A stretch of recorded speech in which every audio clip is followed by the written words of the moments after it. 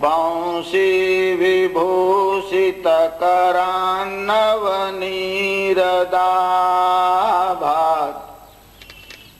पीताम्बरादरुण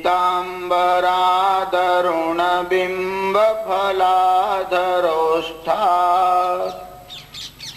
पूर्णेन्दु सुंदर मुखादरविंद नेत्रात् कृष्णात् परं किमपि तत्त्वमहं न जाने।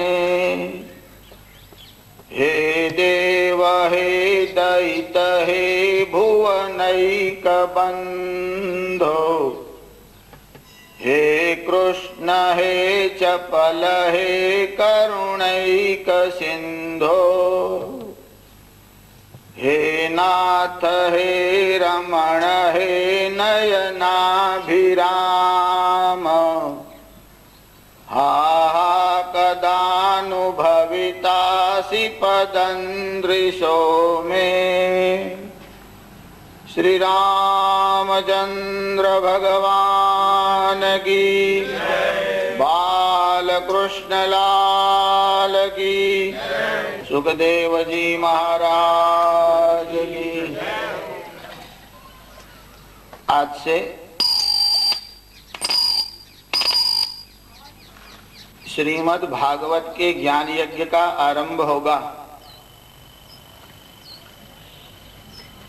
और श्रीमद् भागवत जी के आरंभ से पहले भगवान वेदव्यास ने ही भागवत जी का महात्म्य लिखा है। देखिए, भागवत जी तो वेदव्यास के सिवा और इसकी रचना करने का सामर्थ्य किसी में नहीं है, क्योंकि भागवत जी के प्रधान देवता परमात्मा श्री कृष्ण है। रचना करने वाले भगवान कृष्ण द्वैपायन व्यास अर्थात वेद व्यास ही है। उनकी महिमा को वे ही भली भांति जानते हैं। इसीलिए स्वयं भगवान वेद व्यास पद्म पुराण के उत्तरखंड में 6 अध्याय में भागवत जी का महात्म्य लिखते हैं। स्कंद पुराण के वैष्णव खंड में 4 अध्याय में 199 श्लोक में भागवत जी का महात्म्य पुनः आया है, जो भागवत जी के बाद दिया गया है।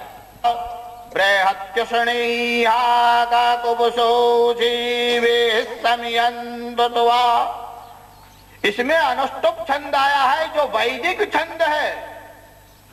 वैदिक छंद का अनुकरण भगवान वेदव्यास ने करते हुए वह भी 32 अक्षर वाला, क्योंकि 32 गुण से परिपूर्ण परमात्मा श्री कृष्ण को वंदन करने के लिए 32 अक्षर वाले वैदिक छंद का अनुष्टुप छंद का अनुसरण करते हुए भगवान वेदव्यास ने प्रारंभ किया।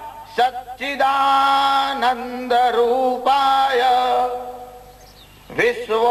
विश्वोत्पत्त्यादि हेतवे तापत्रय विनाशाय श्री कृष्णाय वयं नमः। देखिए, आप कभी पत्र लिखते हो, जो आपसे बड़े हैं, बूढ़े हैं, वडील है, आदरणीय है, तो आप प्रारंभ में लिखते हो पिताजी, चाचा जी, जो भी हो।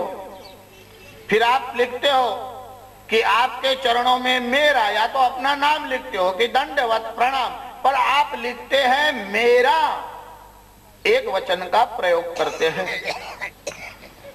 वेदव्यास जब मंगलाचरण का आरंभ करते हैं तो एक वचन का नहीं, द्विवचन का नहीं, बहुवचन का प्रयोग करते हैं कि श्री कृष्णाय वयं नमः। क्यों बहुवचन का प्रयोग किया? देखिए, हमारे राष्ट्र में 1 करोड़ से भी ज्यादा जनता है, पर विदेश मंत्री एक है।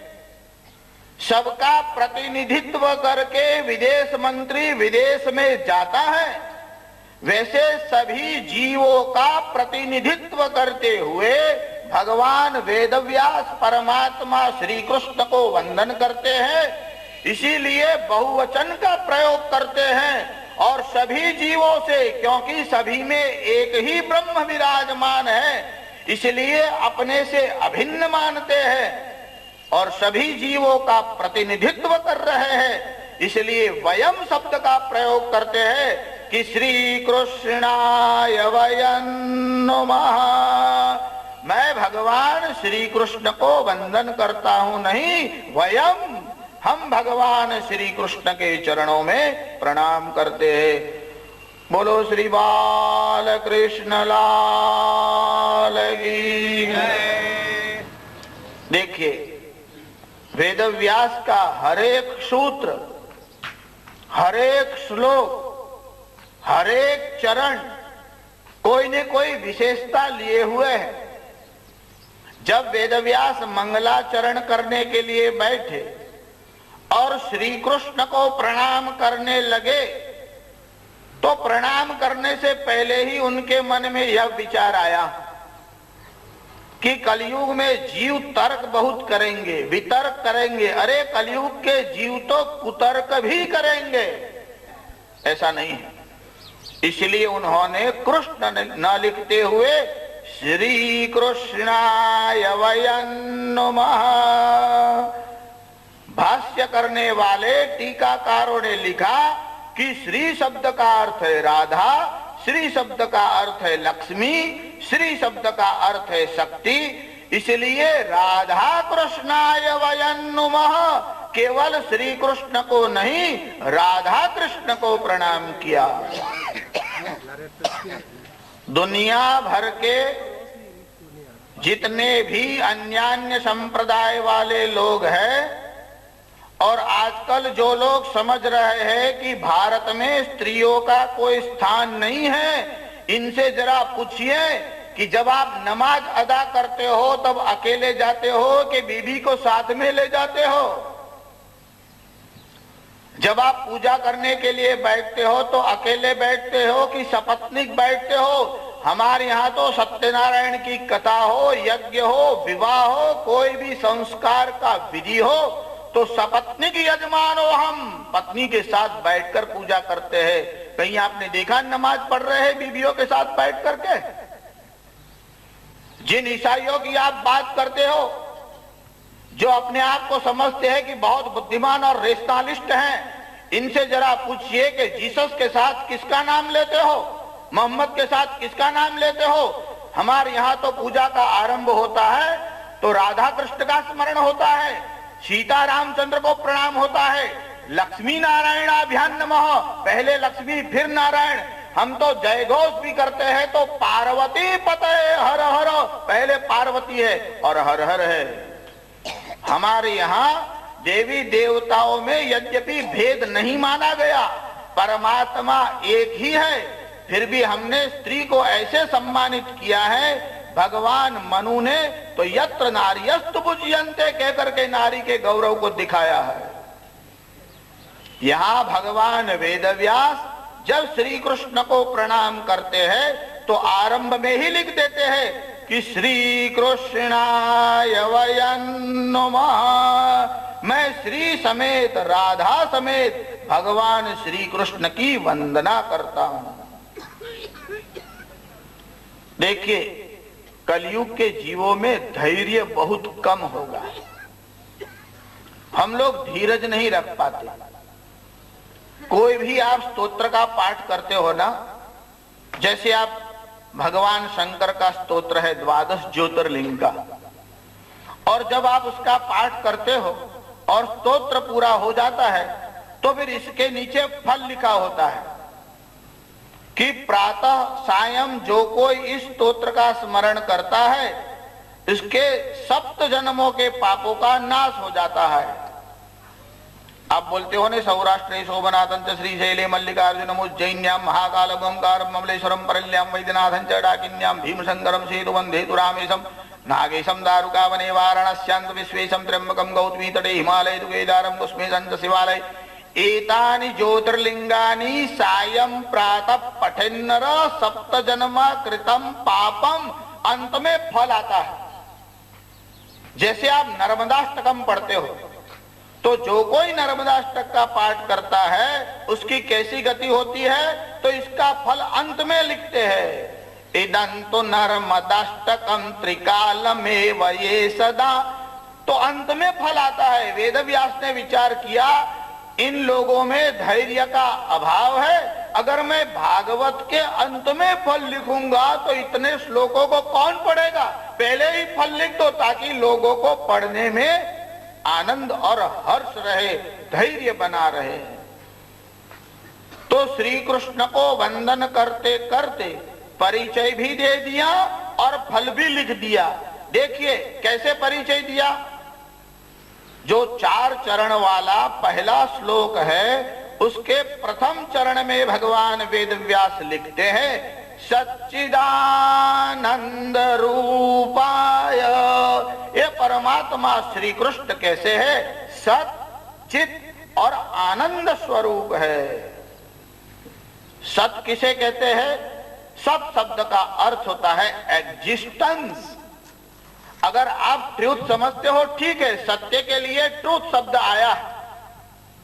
यहां तो सत शब्द का प्रयोग भगवान वेदव्यास ने किया है कि भगवान श्री कृष्ण सत चित और आनंद स्वरूप है। सत शब्द का अर्थ होता है एग्जिस्टेंस, मानी अस्तित्व। फिर कहा चित मानी नॉलेज और आनंद मानी ब्लीज। भगवान Shri Krishna existence, bliss and knowledge, सतचित आनंद स्वरूप है।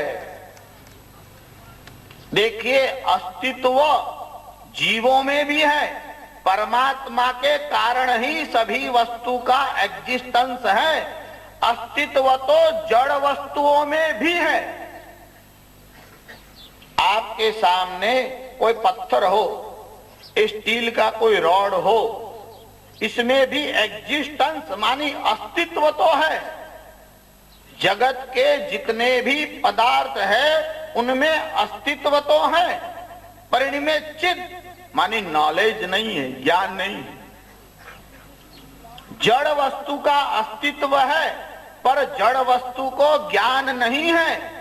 जीव में अस्तित्व और ज्ञान दोनों है। आपके पास कोई पत्थर पड़ा है तो पत्थर आपके सानिध्य में है, इसका ज्ञान आपको है, पर पत्थर को यह पता नहीं कि इसके समीप में कौन बैठा है। तो संसार के पदार्थों में अस्तित्व है, ज्ञान नहीं है। जीव में 2 वस्तु है, अस्तित्व है और ज्ञान भी है। और रहा आनंद, जीवों में आनंद का अभाव नहीं है, पर जीव नित्य आनंद में नहीं रह पाता। अनुकूल वस्तु जब प्राप्त होती है तब तो जीव को आनंद होता है। अनुकूल वस्तु, मनोनुकूल वस्तु प्राप्त करके जीव में हर्ष होता है। प्रतिकूल वस्तु की प्राप्ति से जीव को शोक होता है। आनंद नित्य नहीं रहता। जीवों में आनंद अप्रगट है, परमात्मा में एग्जिस्टेंस मानी अस्तित्व है। परमात्मा ज्ञान स्वरूप है और परमात्मा आनंद स्वरूप है। परमात्मा अभी आनंद में है और कभी शोक में होगा, ऐसा नहीं होता।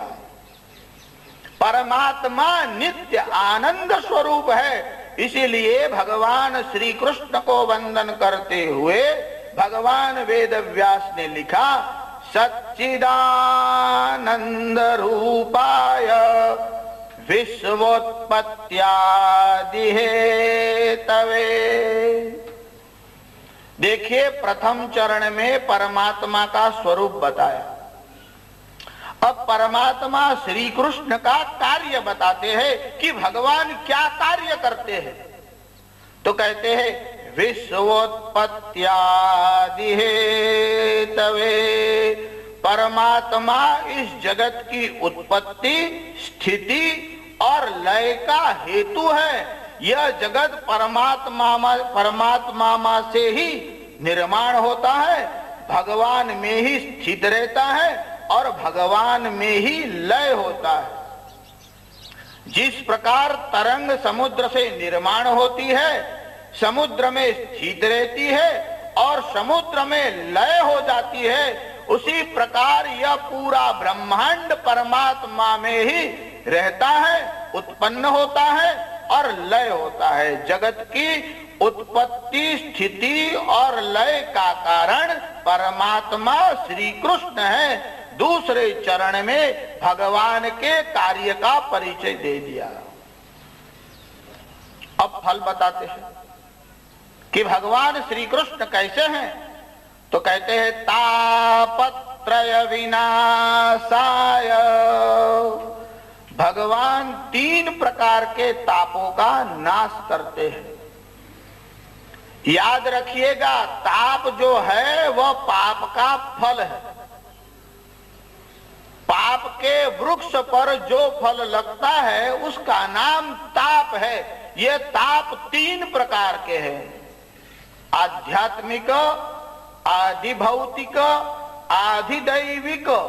3 प्रकार के तापों का भगवान शमन करते हैं। देखिए, तापत्रय विनाशाय श्री कृष्ण 3 प्रकार के तापों का नाश करते हैं।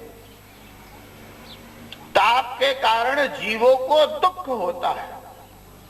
देखिए, सूर्य का ताप भी अधिक लगने लगता है तो आप उससे भी अपनी रक्षा का प्रयत्न करते हो। सूर्य का ताप तो आप फिर भी सहन कर लेते हो, मगर ताप उसके 3 कारण है और दुख के 4 कारण है। जीवों को जो दुख होता है वह 4 कारण से होता है। शास्त्री जी, हमें तो कई कारण लगते हैं। देखिए, वो सब इसके अंदर ही समाविष्ट हो जाते हैं। दुख का पहला कारण क्या है? अयोग। यह दुख का पहला कारण है। अयोग किसे कहते हैं? किसी वस्तु की प्राप्ति की आप इच्छा करते हो और वह वस्तु आपको न मिले, उसका नाम अयोग है। किसी वस्तु या पदार्थ की, जीव की आप इच्छा करो, उसकी प्राप्ति आपको नहीं होती, उसे कहते हैं अयोग। यह दुख का पहला कारण है। दुख का दूसरा कारण है हीन योग। हीन योग किसे कहते हैं? जैसे आपको सर्विस की इच्छा हो, आपको नौकरी तो मिल जाए, आपकी इच्छा है कि आपको 8-10 हजार का पगार तो मिलना ही चाहिए और मिल रहा है 2000, तो मिल तो रहा है मगर आपकी इच्छा से कम मिल रहा है, इसका नाम है हीन योग। मिलता तो है, आपकी अपेक्षा से कम मिला, उसका नाम है हीन योग। यह दुख का दूसरा कारण है। दुख का तीसरा कारण है मिथ्या योग। मिथ्या योग किसे कहते हैं? आपको किसी वस्तु की इच्छा है, वह आपको मिल तो जाए मगर आपको चाहिए X और मिल जाए Y। जैसे किसी लड़की को किसी के साथ विवाह करने की इच्छा हुई या किसी लड़के को अपनी किसी प्रेमिका के साथ विवाह करने की इच्छा हुई। विवाह तो हुआ मगर चाहता था X के साथ, हो गया Y के साथ, तो फल तो मिला मगर मिथ्या योग, चाहिए X मिल जाए Y। आप किसी के यहाँ गए, आप चाय नहीं पीते और उसने बहुत आग्रह किया, नहीं कुछ तो लेना ही पड़ेगा, चाय लीजिए, कॉफी लीजिए। आपने कहा मैं चाय नहीं लेता, कॉफी नहीं लेता। आपके मन में विचार आया, अगर दूध के लिए पूछे तो हाँ कह देगी। ये तो आपके भीतर चल रहा है। अब आप बोल तो नहीं रहे, आपने कहा नहीं नहीं मैं चाय नहीं पीता, कॉफी नहीं लेता। उसने कहा कुछ तो लेना ही पड़ेगा। अब वो क्या करे, दूध में पानी डाल करके आदू अदरक मसाला डाल कर ले आए। तो आपको चाहिए दूध, मिल गया पानी वाला दूध। तो मिला तो सही मगर क्या मिला आपको? मिथ्या योग हुआ। देखिए, न मिले तो भी दुख, कम मिले तो भी दुख, मिथ्या मिल जाए तब भी दुख। आप आप ये मत समझना कि कम मिलने से ही दुख होता है। दुख का चौथा कारण है अतियोग, ज्यादा मिल जाए तब भी दुख होता है। आप कहोगे नहीं नहीं शास्त्री जी, हम 5,000 चाहते और कोई 10,000 दे दे, कैसे दुख होगा? नहीं नहीं, अतियोग भी दुख का कारण हो सकता है। आप भोजन के लिए बैठे, आपकी कैपेसिटी 500 ग्राम रबड़ी खाने की है और कोई आग्रह करके और दे दे और 750 ग्राम हो जाए तो फिर क्या होता है? पेट पर हाथ रखना पड़ता है, फैन चालू करना पड़ता है, अंगूठा भिगो करके शरीर पर डाल देते हो, गर्मी की सीजन हो, क्या हो जाए? हाँ, कुछ कुछ लोगों का डाइजेशन बहुत अच्छा होता है, वो 2 खाए 3 खाए कोई फर्क नहीं पड़ता है, मगर उनकी भी एक सीमा तो होती ही है। आप कहोगे भोजन में होता है, शायद द्रव्य में न हो, तो ऐसा भी नहीं है। कहते हैं कि एक बार कोई सेठ ने एक लॉटरी का टिकट लिया और हार्ट की बीमारी थी और 1 करोड़ की लॉटरी लग गई, कुछ कर्जा हो गया था और डॉक्टर को बुलाते थे, उनकी ट्रीटमेंट चलती थी। बच्चों ने जाकर डॉक्टर से कहा कि 1 करोड़ की लॉटरी लगी है। डॉक्टर ने कहा देखिए एकदम मत बताना, हार्ट का पेशेंट है, मैं जरा धीरे से बता दूंगा। अब डॉक्टर वहां पहुंच गया, पेशेंट के साथ बातचीत की, बीपी चेक किया और पल्स देख रहा है। यहां तो वैद्य लोग देखते हैं, नाड़ी डॉक्टर लोग भी देखते हैं, पल्स रेस्पिरेशन सब कुछ चेक करते हैं। तो डॉक्टर पल्स हाथ में ले रहा और बात कर रहा था पेशेंट से, क्यों सेठ, कैसा धंधा चल रहा है? बोले ठीक है, आजकल तो 2-4 लाख रुपए का कर्जा हो गया है। डॉक्टर ने समझा कि 10 लाख तो हजम कर जाएगा, क्योंकि 4 लाख का तो कर्जा है। तो डॉक्टर ने कहा समझो आपका 10 लाख का लॉटरी का टिकट लग जाए तो? पेशेंट बोलने लगा साहब 10 लाख से क्या होगा, 4 लाख का कर्जा है, 6 लाख किराए का मकान है, अपना मकान लूंगा तो भी 6-10 लाख तो हो जाएगा। डॉक्टर ने समझा कोई बात नहीं। डॉक्टर ने कहा समझो 20 लाख का लॉटरी का टिकट लग जाए तो? क्या हो सकता है, कर्जा हो जाएगा, 1 मकान होगा, बच्चे 3 हैं, उनके हाथ में क्या आएगा? डॉक्टर ने कहा समझो 25 लाख की। तो बोले बच्चों को कुछ सुविधा दे सकते हैं। 50 लाख का लग जाए तो? बोले हर एक बच्चे को 1-1 गाड़ी दिलवा दूंगा। कहा कि 1 करोड़ का लॉटरी का टिकट लग जाए तो? पेशेंट ने कहा क्या डॉक्टर साहब सुबह सुबह 20 लाख 50 लाख की बात करते हो, अपने भाग्य में कहा? डॉक्टर ने कहा मगर मान लो इसमें ज्यादा क्या है कि 1 करोड़ का लॉटरी का टिकट लग जाए तो? उस सेठ ने कहा डॉक्टर यहाँ भगवान की प्रतिमा सामने है, भगवान की सौगंध खाकर कहता हूँ अगर 1 करोड़ का लॉटरी का टिकट लग जाए तो 50 लाख आपको दे दूंगा। डॉक्टर ने कहा है, और डॉक्टर का हार्ट फेल हो गया। और डॉक्टर को तो पता ही था कि लगा है टिकट, तो उसको प्रसन्न हो गया कि 50 लाख मिल गए। अब इतनी प्रसन्नता हुई कि डॉक्टर को ही अटैक आ गया। ये मत समझना कि अतियोग होगा तो दुख नहीं होगा, अतियोग भी दुख का कारण हो सकता है।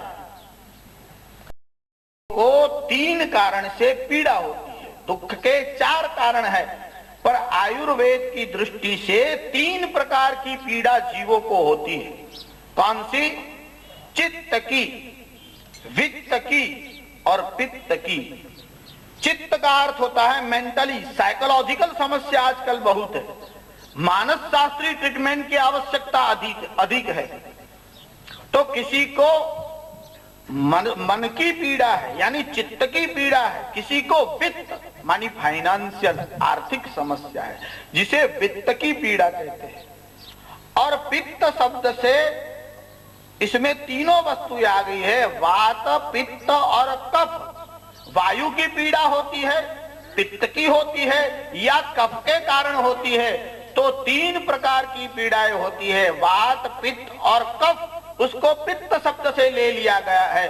तो किसी को चित्त की, किसी को वित्त की और किसी को पित्त की 3 प्रकार की पीड़ाएं होती है। जो तीनों प्रकार के ताप है, आध्यात्मिक, आधिदैविक, आदि भौतिक, भगवान श्री कृष्ण तीनों प्रकार के ताप का नाश करने वाले हैं। इसलिए भगवान कृष्ण द्वैपायन व्यास लिखते हैं, तापत्रय विनाशाय श्री कृष्णाय वयं नमः। भगवान श्री कृष्ण तीनों प्रकार के ताप का नाश करने वाले हैं, ऐसे परमात्मा श्री कृष्ण को वंदन करते हैं। श्री बाल कृष्ण लाल की जय, श्री सुखदेव जी महाराज की जय। देखिए, भागवत जी के प्रधान वक्ता तीन हैं। एक तो सुखदेव जी और परीक्षित श्रोता है। आगे प्रथम स्कंद में 3 प्रकरण है और तीनों वक्ता सूत जी सौनक जी को यह कथा सुना रहे हैं। सनकादि कुमारों ने देवर्षि नारद को यह कथा सुनाई है और सुखदेव जी परीक्षित को यह कथा सुना रहे हैं। यहाँ मंगलाचरण में भागवत जी के महात्म्य को आरंभ करने से पहले श्री कृष्ण और भागवत के प्रधान वक्ता सुखदेव जी को प्रणाम करते हैं। देखिए, भागवत जी की कथा बड़ी अद्भुत कथा है। वेदव्यास और सुखदेव जी का रिश्ता क्या है? वेदव्यास पिता है और सुखदेव जी पुत्र है।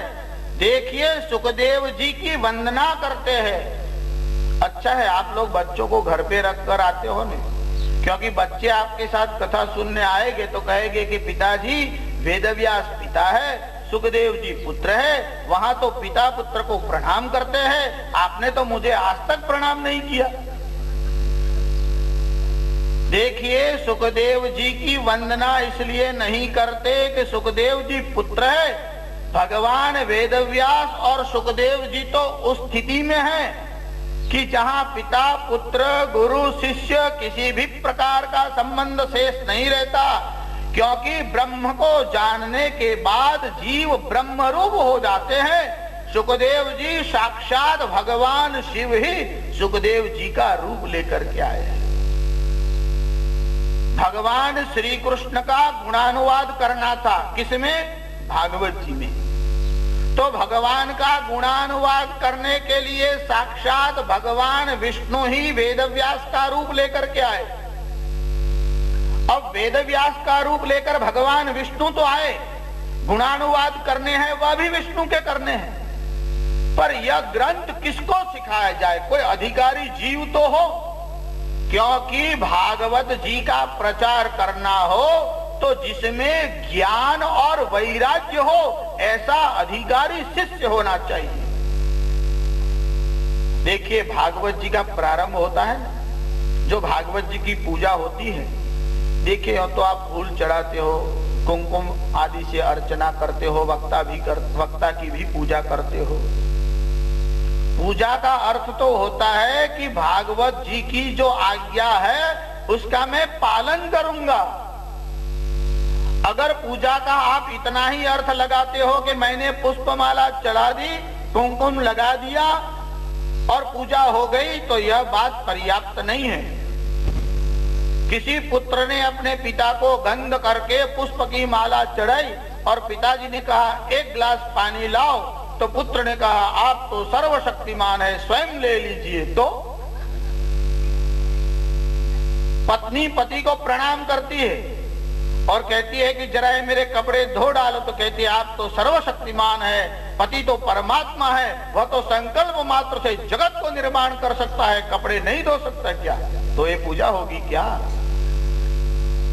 भागवत की पूजा करके चंदन लगा लगा करके लोगों ने इतना चंदन और कुमकुम भागवत के पर लगा दिया कि भागवत खोलना ही मुश्किल हो गया, उसके शब्द भी नहीं पढ़ सकते। कभी कभी तो हम लोग नई धोती लाते हैं, घर जाते हैं तो पीताम्बर बन जाता है, इतना कंकु लग जाता है, 2-4 जितने भी भक्त आते हैं इतने प्रेम से कुमकुम डालते हैं कि धोती का रंग ही रक्त हो जाता है और रक्तांबर हो जाता है, पीताम्बर हो जाता है। करिए पूजा। पूजा में उपचार आवश्यक है। पूजा में सामग्री भले ही हो, पूजा में सामग्री और धन बाद में है, मन मुख्य है। हमारे यहाँ पूजा में सामग्री प्रधान हो गई और मन जो है वह गौण हो गया। जब भगवान वेदव्यास सुखदेव जी की वंदना करते हैं तो क्या कहते हैं? यं प्रव्रजन्तमनुपेतमपेतकृत्यं द्वैपायनो विरह कातर आजुहाव पुत्रेति तन्मयतया तरवोभिनेदो तं सर्वभूतहृदयं मुनिमानतोऽस्मि तं सर्वभूतहृदयं मुनिमानतोऽस्मि यं प्रव्रजन्त। देखिए सुखदेव जी ने तो प्रकट होते ही सन्यास धारण कर लिया। कलयुग में सन्यास का निषेध, हाँ कहीं कहीं सन्यास के लिए आपको अनुमति दे दी गई है। यह भी लिखा है शास्त्रकारों ने और स्मृतिकारों ने, जब तक वर्ण और आश्रम के धर्म शेष है तब तक आप सन्यास ले सकते हो। जो आश्रम की व्यवस्था है इसमें आयु के 4 भाग किए हैं। 25 वर्ष तक ब्रह्मचर्य हो, 50 वर्ष तक गृहस्थाश्रम हो, 50 से लेकर 75 वर्ष तक वानप्रस्थ आश्रम हो और उसके बाद संन्यास आश्रम हो। पर एक वचन ऐसा आया है कि यद हरे विरजे तद हरे प्रव्रजेत। जिस क्षण आपको वैराग्य हो जाए उसी क्षण संन्यास ले लेना चाहिए। देखिए एक जगह एक दामाद अपनी ससुराल में गए और वो अपने सासू जी को प्रणाम करने गए। तो सासू ने कहा कि तुम्हारे ससुर जी को समझाओ, रोज रोज मुझे बोलते हैं, मुझे भय होता है ये कहीं सन्यास लेकर के चले जाएंगे, मेरा क्या हो जाएगा। ये बोलते हैं कि मैं हरिद्वार चला जाता हूँ, मैं संसार छोड़ दूंगा, मैं संसार छोड़ दूंगा। दामाद ने कहा वो तो बोलते रहे, ऐसे थोड़ी कोई सन्यास लेता है। बोले नहीं, रोज बोल रहे हैं, 2-3 महीने हो गए, रोज बोलते हैं मैं हरिद्वार चला जाऊंगा, सन्यास ले लूंगा। दामाद ने दूसरी बार कहा ऐसे कोई सन्यास नहीं लेता, क्यों भयभीत होती हो? कहा नहीं मुझे डर लगता है। तो दामाद ने कहा ऐसे सन्यासी नहीं कोई होता, देखो बताओ आपको कैसे होता है। वो भगवा पहनकर खुद ही चला गया सन्यास लेकर। यद हरे विरजे तद हरे प्रव्रजे, बात करता था ससुरा और सन्यास ले लिया दामाद। तो दामाद जो था उसने शीघ्र ही निर्णय कर लिया, अगर सन्यास लेना हो तो ज्यादा सोच विचार करोगे, वो तो जब वैराग्य आ जाए तब अपने आप ही हो जाता है। केवल वस्त्र बदलने से सन्यासी नहीं हो जाता। सन्यासी कौन है आगे भगवत गीता का विषय आपको बताएंगे, तब सन्यास के विषय में थोड़ी चर्चा करेंगे। ये जो सुखदेव जी है उनका तो प्रागट्य हुआ और प्रागट्य होते ही उन्होंने तो सन्यास धारण कर लिया था। यम प्रव्रजन्तमनुपेतमपेत कृत्यम अनुपेतमपेत कृत्यम। देखिए अभी सुखदेव जी का यज्ञोपवीत संस्कार नहीं हुआ था। यज्ञोपवीत संस्कार होने से पहले ही सन्यास धारण कर लिया। देखिए हमारे यहाँ बालकों के कई संस्कार हैं। भगवान मनु से लेकर भिन्न भिन्न स्मृतिकारों ने 16 संस्कार से लेकर 48 संस्कारों को बताया है। यहाँ सुखदेव जी का तो अभी यज्ञोपवीत संस्कार भी नहीं हुआ था। देखिए संस्कार शब्द का सरल अर्थ हम आपको बताते हैं, रिफाइन मानी शुद्धिकरण की प्रक्रिया। जीव जब उत्पन्न होता है, जीव जब पैदा होता है, देखिए यहाँ वस्तुतः जीव तो पैदा होता नहीं, जीव तो अनादि होता है। पर जब वह मनुष्य इत्यादि योनियों में आता है तब जीव की शुद्धि के लिए भिन्न भिन्न संस्कार होते हैं। उसमें पहले जो संस्कार किया जाता है उसको गर्भाधान संस्कार कहते हैं। शुद्धिकरण के लिए संस्कार किया जाता है। देखिए साबु की जरूरत कब पड़ती है? जब कपड़ा मैला होता है। कपड़ा एकदम स्वच्छ हो तब आपको साबुन की जरूरत नहीं पड़ती, मैल निकालने के लिए साबुन की जरूरत पड़ती है। इस प्रकार जो अशुद्ध है उनकी शुद्धि के लिए संस्कार की आवश्यकता है। सुखदेव जी में तो मलिनता आई ही नहीं, संस्कार क्या करो, शुद्धि क्या करो। भगवान को संस्कार की आवश्यकता नहीं होती, तब आपके मन में एक प्रश्न और उठेगा। अगर सुखदेव जी निर्मल अंतःकरण वाले हैं, अगर सुखदेव जी निर्मल है और उनको संस्कार की आवश्यकता नहीं है, तो रामकृष्ण आदि का संस्कार क्यों किया गया? कहते हैं कि भगवान जब अवतार लेकर के आते हैं तो अवतार तो मनुष्य को आचरण सिखाते हैं। यद्यदा चरति श्रेष्ठम, अवतार हमको और हम और आपको उपदेश देने के लिए भगवान मानव जैसा व्यवहार करते हैं। वह भी सभी अवतारों में संस्कार नहीं हुए। मत्स्यावतार, कूर्मावतार, वराह अवतार, नृषि अवतार, उसमें भगवान के संस्कार नहीं हुए। उसमें तो भगवान मानवेतर रूप लेकर के आए हैं। अवतारों के यह जो भिन्न भिन्न रूप है वह उपनिषदों को अर्थात वेदों को मान्य है। कुछ लोगों की यह धारणा है कि भगवान केवल निर्गुण निराकार है।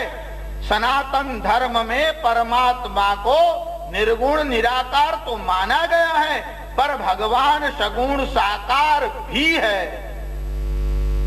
आगे अवतार मीमांसा में हम आपको धीरे धीरे इन विषयों को बताएंगे।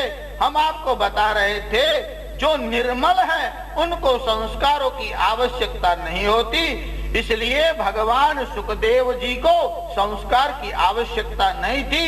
जैसा ही उनका प्रागट्य हुआ, यम प्रव्रजन्तमनुपे तमपेत कृत्यम द्वैपायनो विरह कातर आजुहाव पुत्रेति तन्मयतया तरवोऽभिनेदुः तं सर्वभूत हृदयं मुनिमानतोस्मि। जो मनन करने वाले हैं उनको मुनि कहते हैं।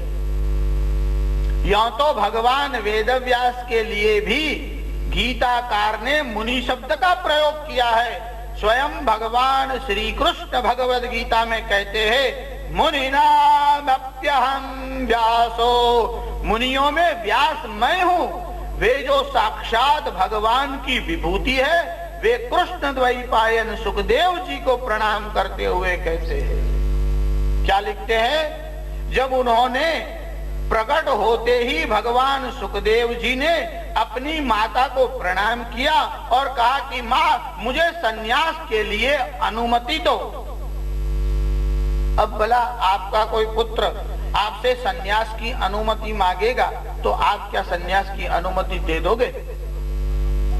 सब चाहते हैं कि सुखमुनि हो, विवेकानंद हो, मगर अपने घर में कोई बच्चा सन्यास की बात करता है तब तो माताएं एकदम डर जाती हैं।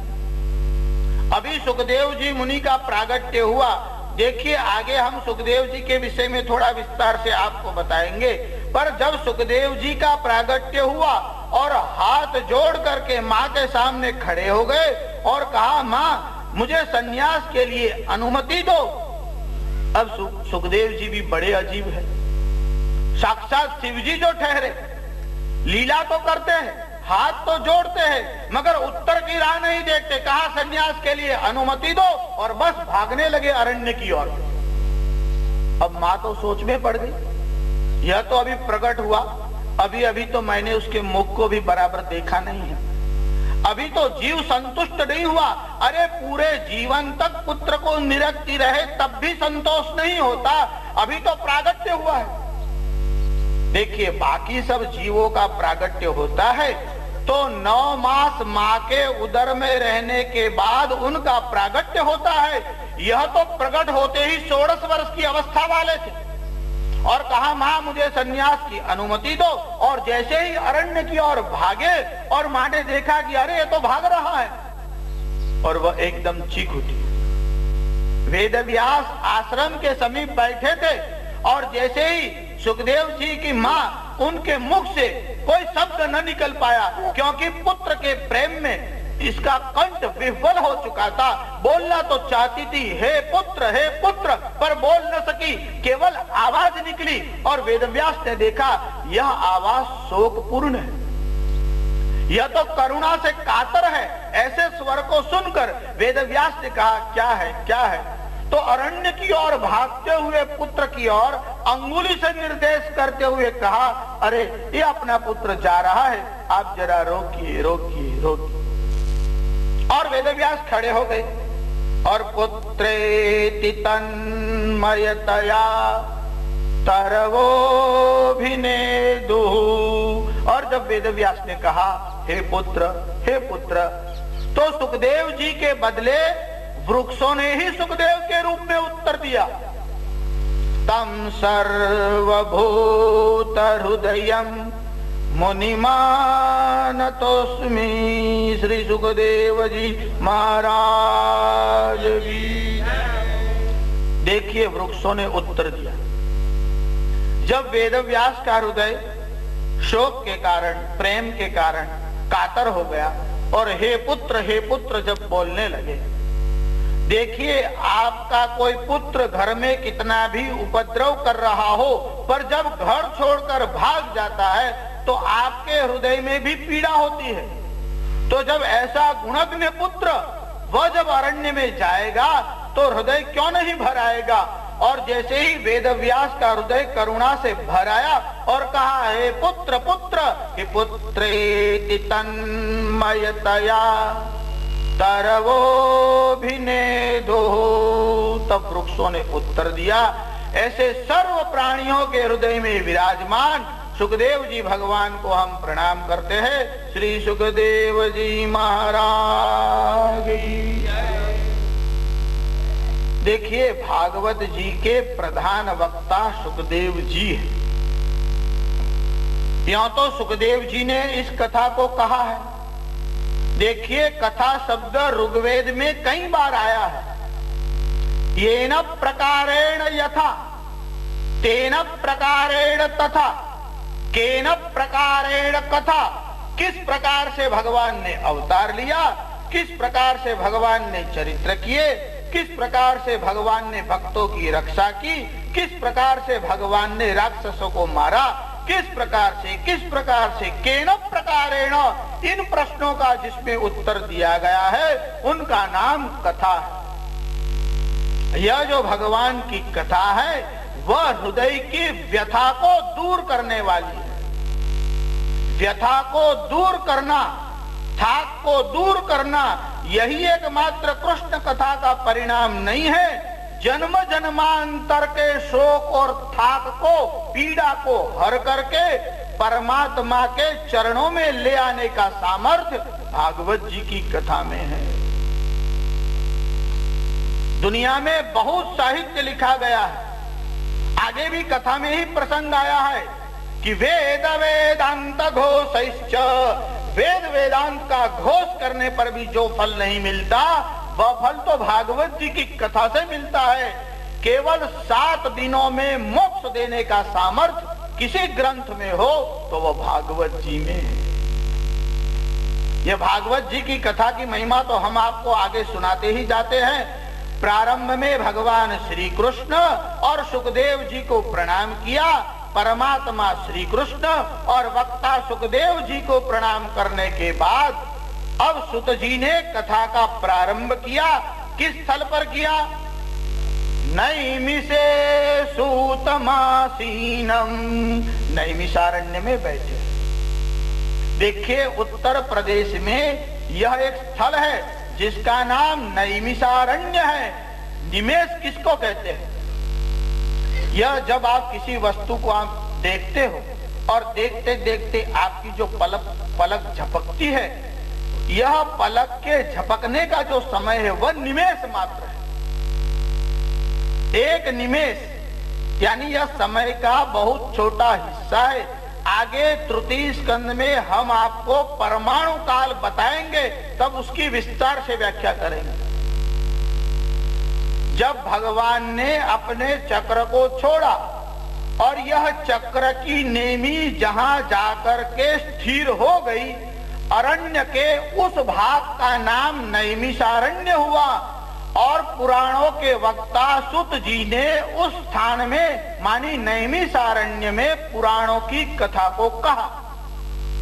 देखिए, आप भगवान सत्यनारायण की कथा करते हो, करवाते हो, कई बार सुनी है। उसमें भी आता है एकदा नैमिषारण्य ऋषय सौनकादय। सभी पुराणों में नैमिषारण्य तो आया ही है। सुत जी ने नैमिषारण्य में कथा का आरंभ किया और 88,000 ऋषि जो है वहां श्रवण करने के लिए आए हैं। नैमिषे सूतमासीनम, यह जो नैमिषारण्य में बैठे हुए सुत जी है और सुनने वाले श्रोताओं में शौनक आदि ऋषि हैं। देखिए, सुनक के पुत्र होने से उनका नाम शौनक है। और शौनक मुनि कैसे हैं? एकदम कुशल है। कुशल शौनक ब्रवीत, आगे प्रथम अध्याय में ही आया है कि कुशल ऐसे शौनक मुनि ने पूछा कि कुशल शौनक ब्रवीत, क्यों सनक जी को कुशल कहा गया? कौन है कुशल? कार्य से उत्पन्न होने से पहले, यानी आवश्यकता पड़ने से पूर्व जो पूर्व तैयारी कर लेता है उसका नाम कुशल है। आपको यात्रा में जाना है, समझो 10 दिन के बाद आपको यात्रा में जाना है, तो 10 दिन पहले से ही आप सब पूर्व तैयारी करने लग जाते हो कि इतनी इतनी सामग्री जो है यात्रा में चाहिए। जिस प्रकार 10 दिन की यात्रा की आप पूर्व तैयारी कर लेते हो, इसी प्रकार कुशल वे है जो मरण की तैयारी कर लेते हैं। हम लोग यात्रा की तैयारी तो करते हैं, मगर जो निश्चित यात्रा है उसकी तैयारी नहीं करते। जितने लोग कथा सुनने आते हैं वे ऐसा ही समझते हैं, बाकी कोई जीव भले ही संसार को छोड़ करके गए, वो तो यहाँ नित्य रहने वाले हैं, मरने वाले ही नहीं, ऐसा समझकर चलते। आप भागवत की कथा सुनते हो तो 7 दिवस तक इस प्रकार का संकल्प करके बैठो कि हम हमारा आचरण मंगल बनाएंगे। ऐसा मंगल आचरण ही मंगलाचरण है। मंगल क्या है? देखिए, भगवान का नाम, भगवान का रूप, भगवान का ध्यान, भगवान का धाम और भगवान का गुणानुवाद, यह मंगल है। मंगलम भगवान विष्णु, यह भगवान विष्णु मंगलमय है। भगवान की लीला मंगल है, भगवान का नाम मंगल है, भगवान का धाम मंगल है। अरे परमात्मा पूर्ण मंगलमय है। कथा लोक सुमंगला, यह कथा तो ऐसी मंगलमय है जो संपूर्ण लोक को मंगल बनाती है। जो अपने जीवन को मंगलमय बनाना चाहते हैं वे 7 दिन तक एक चित्त से भागवत कथा का श्रवण करें। नैमिषारण्य में बैठे हुए सुत जी को शौनक आदि ऋषियों ने पूछा तो भगवान वेदव्यास से लिखा, कुशल शौनको ब्रवीत, यह शौनक मुनि बड़े कुशल है। क्यों है कुशल? देखिए, एक कुशल शब्द कैसे बना? आप लोग पूजा करते करवाते हो, उसमें दर्भ का उपयोग होता है कि नहीं? श्राद्ध में ही नहीं, पूजा में दर्भ का उपयोग होता है। उस दर्भ का संस्कृत में एक नाम कुश है। देखिए, भगवान राम के जो यमल पुत्र हुए ने, उसमें लव और कुश, कुशी लव, वह जो कुश है यानी दर्भ है, उसको लाने के लिए बड़ी सावधानी चाहिए। आप दर्भ तोड़ने गए और असावधान रह करके अगर दर्भ को पकड़ा और जल्दी से खींचोगे तो खून निकल आएगा, क्योंकि दर्भ बड़ा तीक्ष्ण होता है। इसलिए दर्भ को लाने के लिए सावधानी चाहिए। जो अपने अंगुली को बिना काटे कुश को लाता है उसका नाम है कुशल। जिसमें सावधानी है उसका नाम है कुशल। सावधान कौन है? मरने से पहले मरण की तैयारी करता है उसका नाम कुशल है। इसलिए शौनक आदि ऋषियों के लिए भगवान वेदव्यास ने लिखा, ये ऋषि कैसे कुशल है? कुशल शौनको ब्रवीत। क्या पूछा? वे कहते हैं कि अज्ञान ध्वांत विध्वंस। हे सुत जी, आप अज्ञान अंधकार का नाश करने के लिए साक्षात सूर्य नारायण के समान हो। उन्होंने कहा, यह जो भयानक युग यानी कलयुग प्राप्त हो गया है, इसमें आप कोई ऐसा साधन बता दीजिए, आप कोई ऐसा उपाय दिखा दीजिए जिससे परमात्मा श्री कृष्ण की शीघ्र प्राप्ति हो। और कोई उपाय बताते तो परमात्मा की प्राप्ति इतनी शीघ्र संभव नहीं। इसलिए सुत जी ने जो उपाय बताया, सुत जी कहते हैं कि मुझे एकांत में सुखदेव जी ने जिस रहस्य को बताया है वो हम आपके सामने प्रकट करते हैं। कृष्ण प्राप्ति का एकमेव सरल और उत्कृष्ट साधन है तो भागवत जी है। कहते हैं कि जब सुखदेव जी भागवत जी की कथा कर रहे थे और परीक्षित राजा उनके चरणों में बैठ करके भागवत जी की कथा सुन रहे थे, उस समय स्वर्ग लोक में देवताओं को भी इच्छा हुई कि हम जाकर के भागवत कथा का श्रवण करें। देखिए, कथा श्रवण करने जाना हो तो खाली हाथ नहीं जाना चाहिए।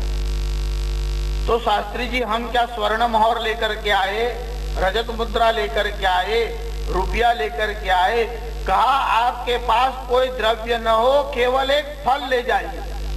कहा, शास्त्री जी, फल लाने की सुविधा न हो, और अगर सुविधा हो और समय ना हो तो कहा एक फूल ले जाइए।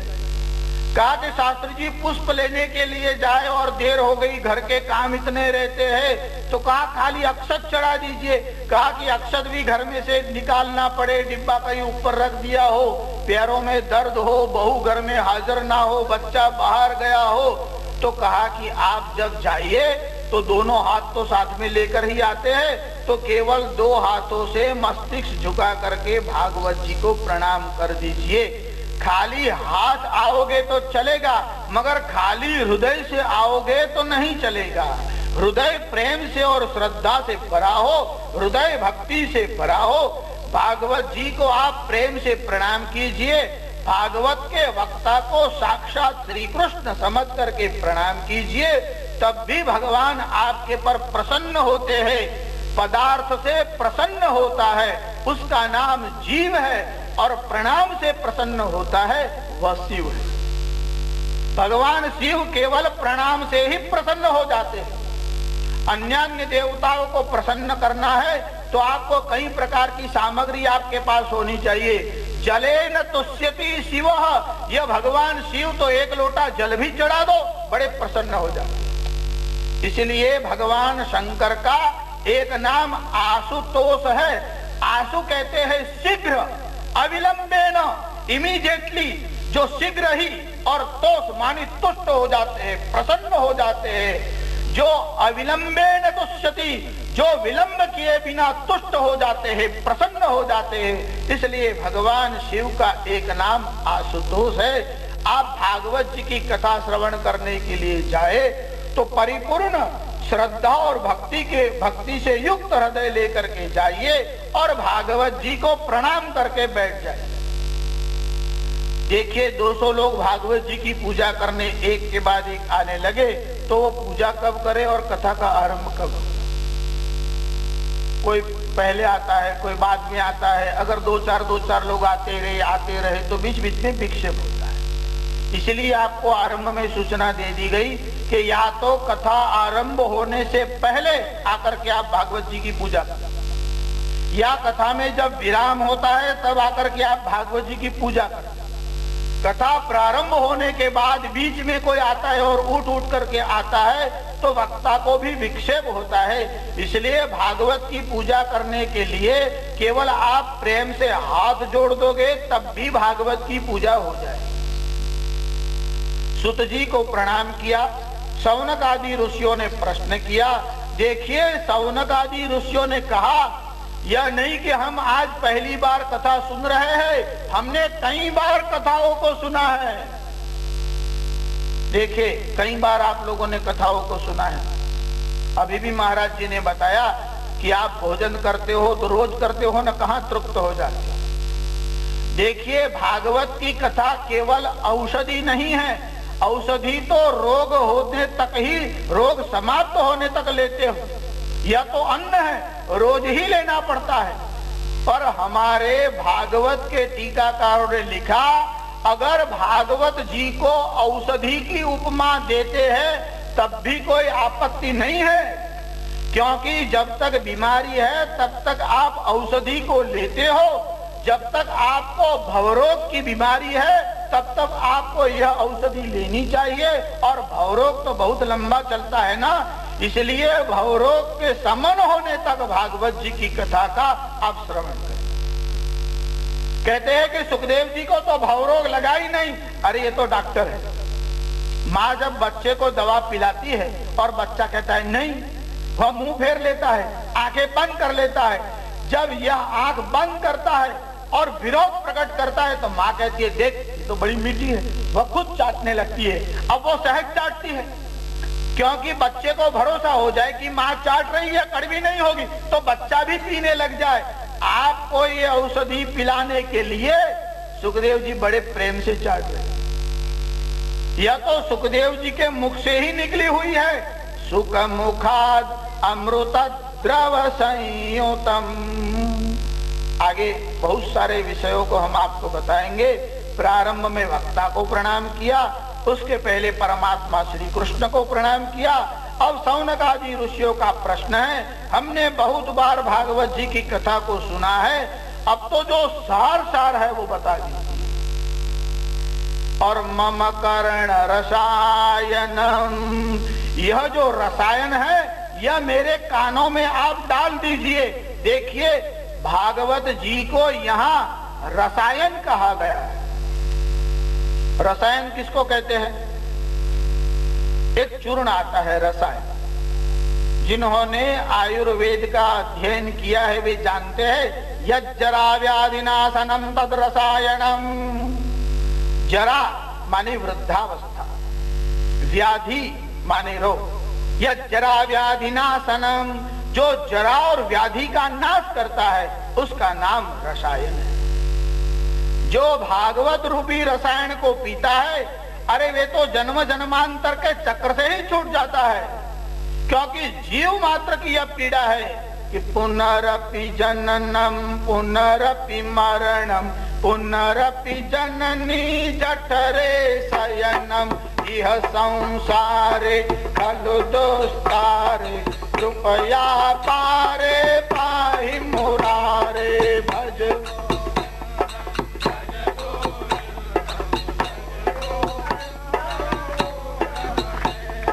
भज गोविंदम।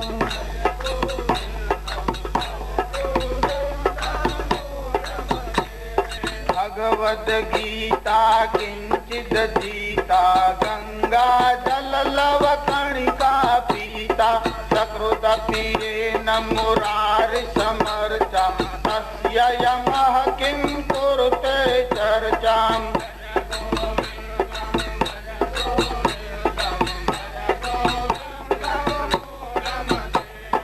भज गोविंदम भज गोविंदम भज गोविंदम मूढ़मते। भज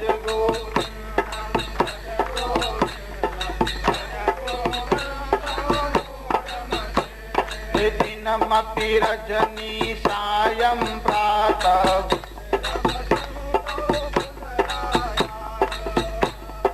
क्रीडति गच्छत्यायो तदपि न मुञ्चत्यासा वायो।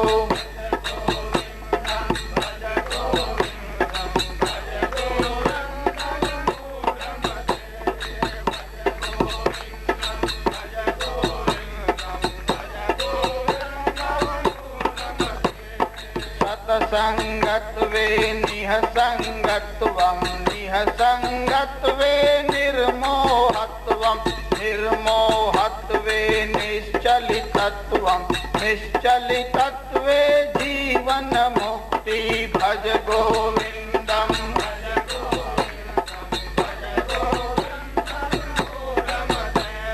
भज गोविंदम।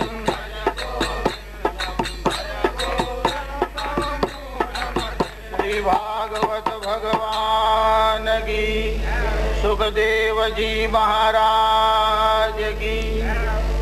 सुखदेव जी परीक्षित को यह कथा सुना रहे और तब देवताओं को भागवत जी की कथा सुनने की इच्छा हुई।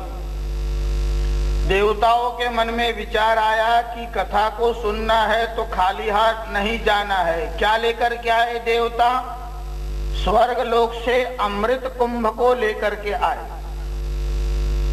अब देवताओं ने मन में विचार किया कि अमृत कुंभ ले जाकर के परीक्षित राजा को दे देंगे, क्योंकि परीक्षित राजा को ऋषि ने शाप दिया कि 7वें दिन तक्षक नाग डसेगा और तुम्हारा मरण होगा। यह अमृत परीक्षित को दे देंगे। अमृत पीने के कारण परीक्षित राजा को मरण का भय नहीं रहेगा। ऐसा विचार करके देवताओं ने वहां आकर के प्रस्ताव रखा।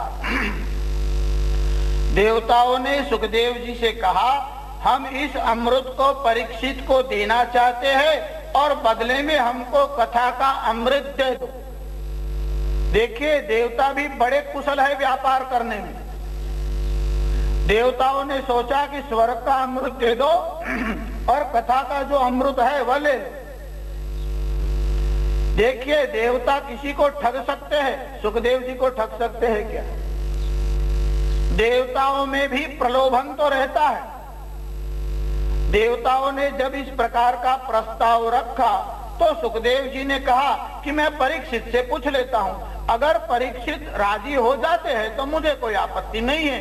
परीक्षित को कहा, क्या इस प्रकार का विनियोग करे, तुम ये स्वर्ग का अमृत ले लो और कथा का अमृत इनको दे दो।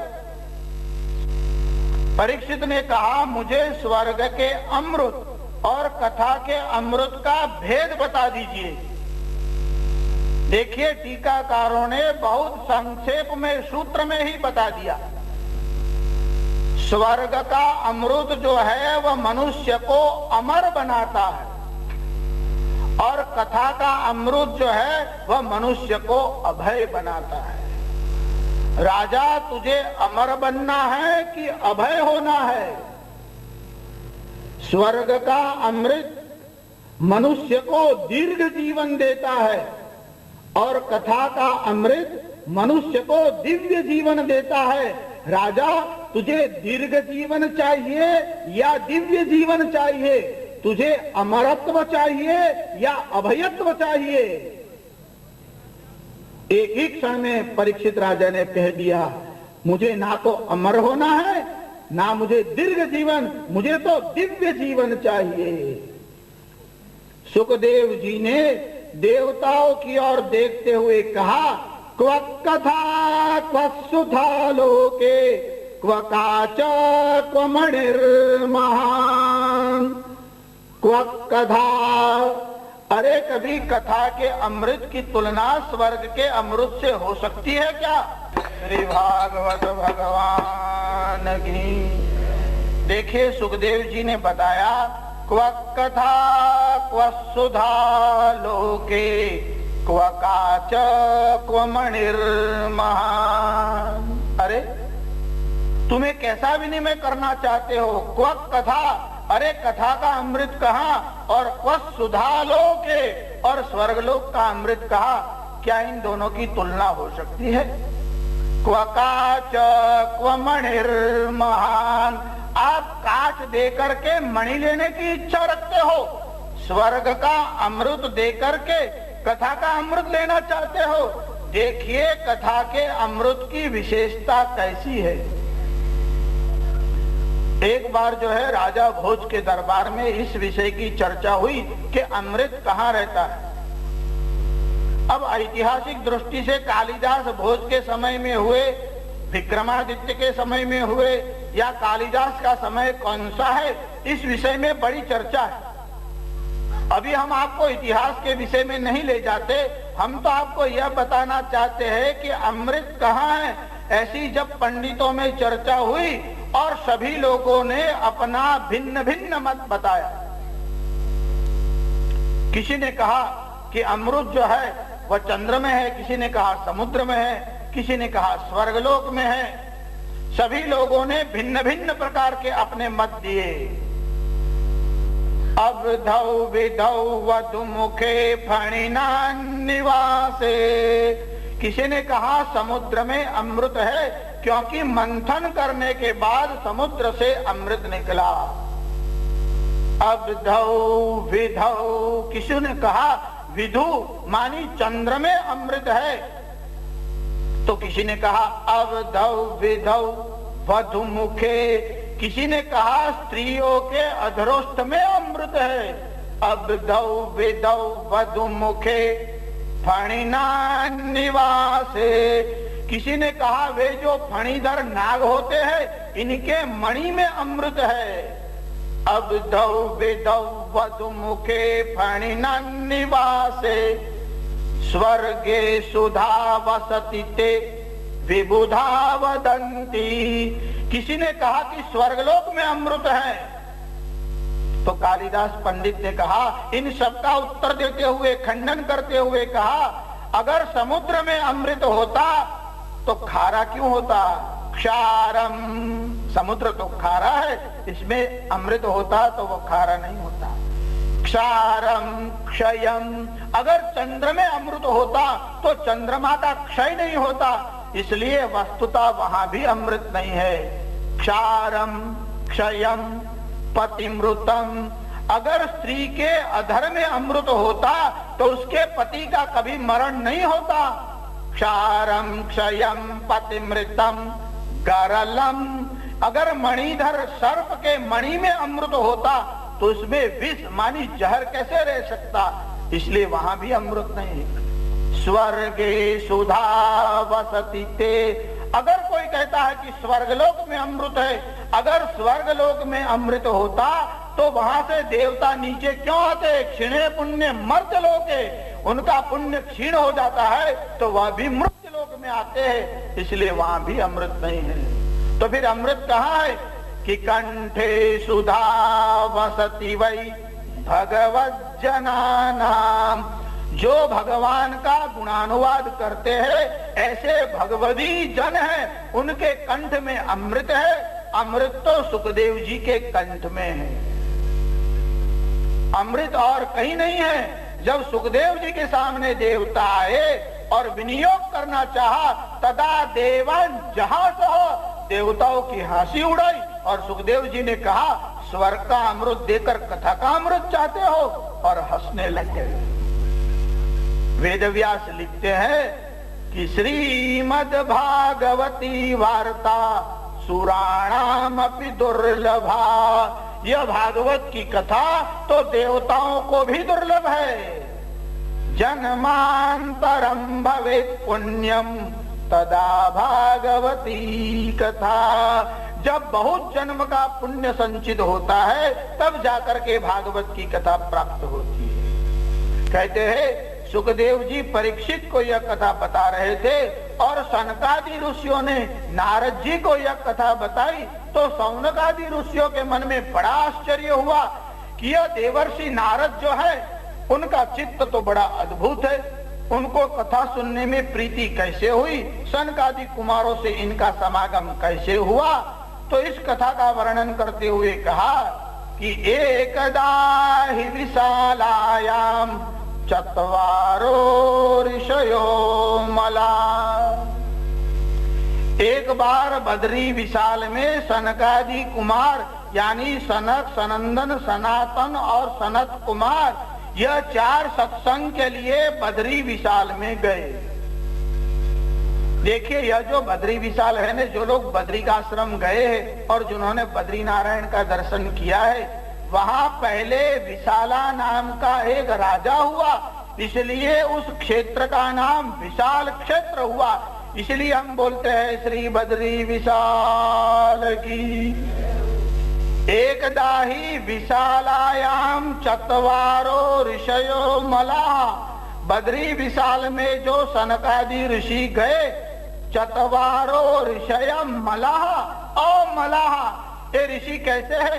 जिसमें कभी मल प्रविष्ट नहीं हुआ। देखिए, आप अपने घर में चौकीदार को रखते हो, क्यों? कि आपके घर में चोर प्रविष्ट न हो। एक बार चोर प्रविष्ट हो जाए तो चौकीदार का रखने का फायदा क्या? चौकीदार सो जाते हैं तो चोर प्रविष्ट हो जाते हैं।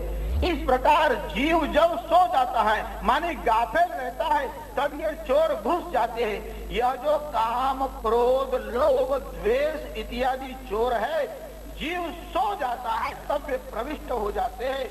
की व्याख्या करते हैं तो ऐसा कहते हैं कि काम धंधो કર્યા વગર જેને મફતનું બહુ ખાધું એનું નામ कोई काम नहीं, कोई धंधा नहीं, हराम से लोगों का खा। यह साधु शब्द की व्याख्या नहीं है। साधनोति पर कार्यान, जो समाज सेवा के लिए, राष्ट्र की सेवा के लिए स्वप्राणम व्ययेनापि, अपने प्राणों की चिंता न करते हुए जो समाज का, राष्ट्र का कार्य साधते रहते हैं, उसका नाम है साधु। देवर्षि नारद को संबोधन करते हुए कहा, भो भो साधो क्षणम तिष्ठ, एक क्षण के लिए खड़े रहिए। देखिए, यह विवेक बहुत आवश्यक है। जब आप किसी संत के पास जाओ, साधु के पास जाओ, तो गपशप लगाने के लिए आधे घंटे घंटे तक आप बैठ जाओ और अपनी दिनचर्या या राम कहानी सुनाते रहो। ऐसा करके समय नष्ट मत कीजिए, क्योंकि साधु संतों की क्षण बहुत मूल्यवान होती हैं। आपको लगता है वे गपशप कर रहे हैं। देखिए, कभी आप नदी, तालाब या सरोवर के तट पर गए हो और वहां से स्त्रियां जल भर करके आती है। उनके मस्तिष्क पर वे जो कुंभ है जल का रहता है, कभी कभी हाथ में बच्चा भी रहता है। और जब वो अपने घर की ओर प्रस्थान करती है और रास्ते में कोई सखी या कोई परिचित मिल जाए, उनसे बात भी करती है, तब भी उनका ध्यान तो उस जल के कुंभ में रहता है। उसका बैलेंस जाता नहीं, वह जल का कुंभ गिरता नहीं, क्योंकि बात करते हुए, बच्चे का ध्यान रखते हुए भी उसका चित्त जल के उस परिपूर्ण कुंभ में रहता है। इसी प्रकार साधुओं का चित्त आपके साथ व्यवहार करते हुए भी परमात्मा में ही लगा रहता है। अब आप संसार दुनिया भर की बातें इनसे करते रहो, पूछते रहो, तो इनका चित्त उसमें विक्षिप्त होता है। इसलिए महापुरुषों का समय नहीं बिगाड़ना चाहिए। आप उनके पास जाओ तो अपनी हिस्ट्री, कुछ लोगों की तो हिस्ट्री समाप्त होती नहीं। जन्म से लेकर के कहीं तक इतने बच्चे हैं, कहाँ विवाह हुआ और ये विवाह कैसे किया, खर्च कितना किया, पकवान क्या बनाए, मिष्टान क्या बनाए, उनकी राम कहानी चलती ही रहती है, चलती ही रहती है। और ज्यों-ज्यों आदमी बूढ़ा होता है त्यों-त्यों कम बोलना चाहिए, पर हालत उल्टी है। ज्यों-ज्यों बूढ़ा होता है त्यों-त्यों ज्यादा बकवाद करते रहते हैं। अवस्था बढ़ने के साथ वाणी का उपयोग कम करे और भगवत भजन में ही मन लगाए। वाणी का दुरुपयोग नहीं होना चाहिए।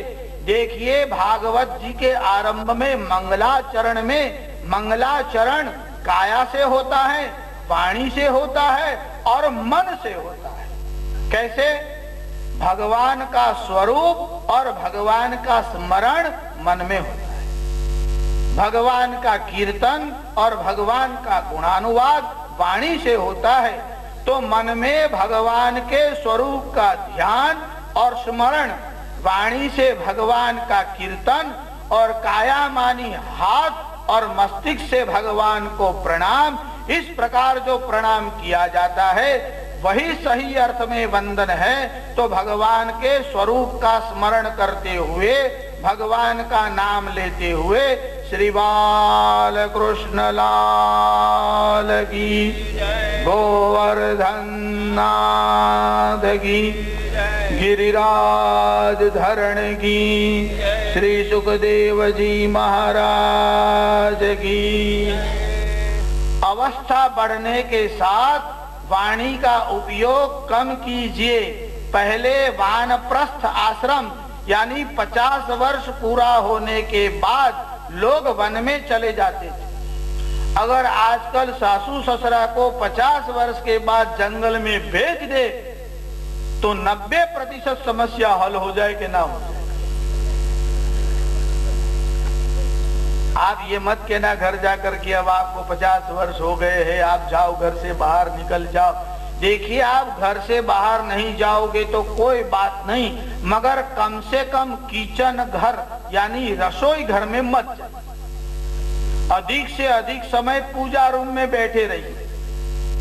यहाँ जोधपुर में तो बहुत अच्छा है। यहाँ की जो औरतें हैं, सासू है, दादी माँ है, वो बड़ी विशाल हृदय की होती है। हमारे यहाँ गुजरात में बहुत कृपण होती है। वह जो पाक घर होते हैं ना, रसोई घर, उसमें घुस जाती है। फिर देखते हैं कि वो कितना नुकसान कर रही है, घी कितना डाल रही है, तेल कितना डाल रही है। अब घी जले तो जले, तेल जले तो जले, मगर जीव क्यों जलाती है? जब जब आयु बढ़ने लगे तो हाय हाय नहीं, हरी हरी करना चाहिए। और हम लोग हाय हाय ज्यादा करते हैं। आप लोग हाय हाय समझते हो ना? हाँ, अंग्रेजी बोलने वाले भी बोलते हैं हाय डैड। अब यहाँ तो मरने के बाद हाय हाय करते, वो तो जीवित अवस्था में और बोलते भी डैड। अब मृत को ही तो डैड बोलते हैं, जीवित अवस्था में कोई बोलते हैं हाय डैड? वो जीते हैं तब भी बोलते हैं डैड और हाय। हरि हरि का स्मरण करना चाहिए। देखिए, भागवत जी में सुखदेव जी को प्रणाम करने के बाद सुखदेव जी ने परीक्षित को इस कथा को सुनाया। देवर्षि नारद सनकादि ऋषियों से भागवत की कथा सुनते हैं। ये जो सनकादि कुमार है 5 वर्ष की अवस्था वाले हैं। देवर्षि नारद को उदास देखकर पूछते हैं, आपकी उदासीनता का कारण क्या है? तो देवर्षि नारद ने कहा, मैंने तीर्थों में भ्रमण किया और क्या देख रहा हूँ मैं तीर्थों में? कलयुग का प्रभाव ऐसा हुआ है, कलयुग के 28 दोषों का वर्णन किया है।